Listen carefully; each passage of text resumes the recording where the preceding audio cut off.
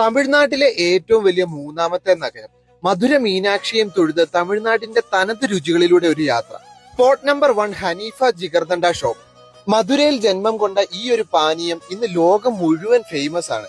ജിഗർ എന്നാൽ ഹൃദയവും ഠണ്ട എന്നാൽ തണുപ്പും ആയതിനാൽ ഹൃദയം തണുപ്പിക്കുന്ന പാനീയം എന്ന് ഇതിനെ വിളിക്കാറുണ്ട്. പാലും പഞ്ചസാരയും ബദാമും എല്ലാം ചേർത്തുണ്ടാക്കുന്ന ഈ ഒരു പാനീയം മധുരയിൽ വന്നു കഴിഞ്ഞാൽ നിങ്ങൾ തീർച്ചയായിട്ടും ട്രൈ ചെയ്യേണ്ടത്. നല്ല ചൂട് വെയിലത്ത് ഇതേപോലെ ഒരെണ്ണം കുടിച്ചു കഴിഞ്ഞാൽ പേര് പോലെ തന്നെ ഹൃദയം ശരിക്കും കൂളാകും. സ്പോട്ട് നമ്പർ 2 പരുത്തി പാൽ ഷോപ്പ്.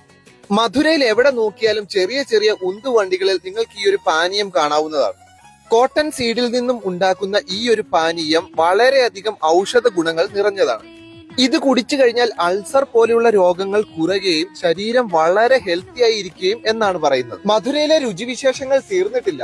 ദിവസം 2500ഓളം ഇടിയപ്പം ഉണ്ടാക്കുന്ന മധുരയിലെ ഫേമസ് ഇടിയപ്പം ഷോപ്പിന്റെ വീഡിയോയുമായി അടുത്ത എപ്പിസോഡ് കാണാം.